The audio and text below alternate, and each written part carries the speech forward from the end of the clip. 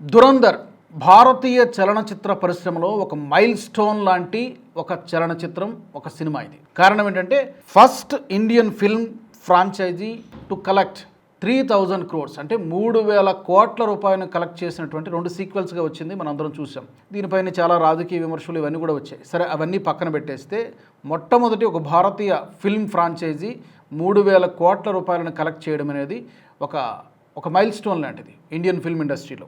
And ఈ సినిమాకి ఇంకా చాలా ప్రత్యేకతలు కూడా ఉన్నాయి. జనరల్గా రెగ్యులర్గా మనకి బాలీవుడ్ సినిమాల్లో కనిపించేటువంటి మాస్ మసాలా ఫార్ములా ఏది కూడా దీంట్లో లేదు. బికినీ షోలు అస్సలే లేవు, స్కిన్ షోలు లేవు, ఎక్స్పోజింగ్ లేదు. ఒక పేట్రియాటిజం, ఒక అండర్ కవర్ ఆపరేషన్స్, ఏ విధంగా మన research and analysis wing under cover operation పాకిస్తాన్లో ఎలాంటి పోరాటం చేశారు, ఎలాంటి పరిస్థితులను ఎదుర్కొన్నారు, ఇలాంటి పేట్రియాటిజం, దేశభక్తి భావనను కలిగించేటువంటి ఇతివృత్తాన్ని ఆధారంగా చేసుకున్నటువంటి సినిమా ఇంత పెద్ద భారీ విజయాన్ని సాధించడం అనేది ఇట్స్ హిస్టారికల్, ఒక చరిత్రాత్మకమైనటువంటి ఘట్టం ఇండియన్ ఫిల్మ్ ఇండస్ట్రీకి సంబంధించి. అండ్ ఇంకొక ప్రత్యేకత కూడా ఉంది.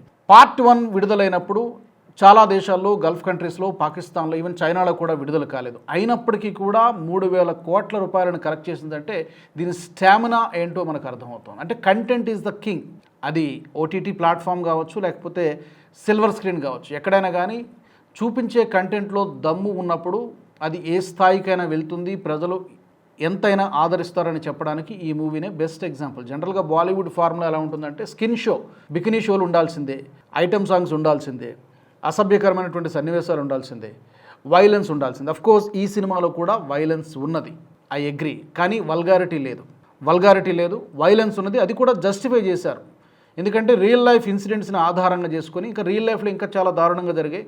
దాని ఇంటెన్సిటీ తగ్గించి సినిమాలు చూపించారు. పాకిస్తాన్లో ల్యారీలో ఏం జరిగింది, మన అండర్ కవర్ ఆపరేషన్స్, మన సీక్రెట్ ఏజెంట్స్ ఎంత ప్రాణాలకు తెగించి వాళ్ళ లైఫ్ని రిస్క్ చేసి ఏ విధంగా దేశం కోసం త్యాగం చేశారు, ఇవన్నీ కూడా ఇతివృత్తాలు చూపించినప్పుడు ముందే ఏ సర్టిఫికేట్ ఇచ్చారు కాబట్టి వైలెన్స్ ఉందా అగ్రీ, బట్ వల్గారిటీ లేదు. So heads off to Adityadhar. ఈ సందర్భంగా మనం చెప్పుకోవాల్సిందంటే ఇంకొక పాయింట్ కూడా ఉంది. అమెరికాలో అత్యధిక వసూలు చేసినటువంటి మొట్టమొదటి భారతీయ చిత్రం కూడా దురంధర్నే, 2 పార్ట్లు కలిపి. ఇలాంటి చాలా ప్రత్యేకతలు ఈ సినిమాకు ఉన్నాయి.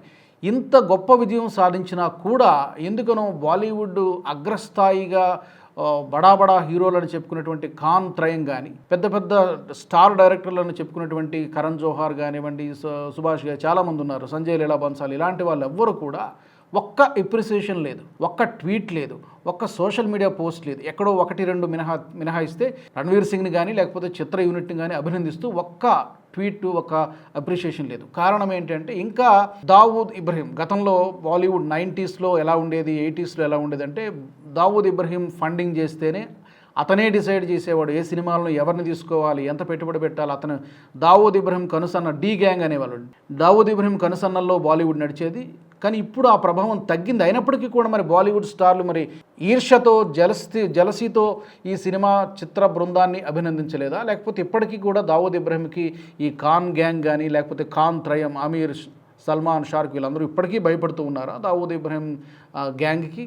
లేదా కేవలం మా సినిమాలు హిట్ కాకుండా ఈ సినిమా ఇంత హిట్ ఎందుకు కావాలని చెప్పి దీన్ని అప్రిషియేట్ చేయలేదో తెలియదు. But heads off to Dhurandhar unit and congratulations to the whole team. ఇలాంటి ఇతివృత్తాన్ని బేస్ చేసుకున్నటువంటి సినిమాలు ఇంకెన్నో రావాల్సినటువంటి అవసరం ఉన్నది. మీరేమంటారు?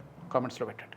ఈ వీడియో మీకు నచ్చినట్టయితే లైక్ చేయండి, 10 మందికి షేర్ చేయండి. అలాగే కామెంట్ల రూపంలో మీ అభిప్రాయాలను మాతో పంచుకోండి. Nationalist hub group of channels ను సబ్స్క్రైబ్ చేసుకుని తెలుగునాట జాతీయవాద జర్నలిజాన్ని ప్రోత్సహించండి. ఈ వీడియో కింద ఉన్న బెల్ ఐకాన్ పై క్లిక్ చేయడం మర్చిపోవద్దు.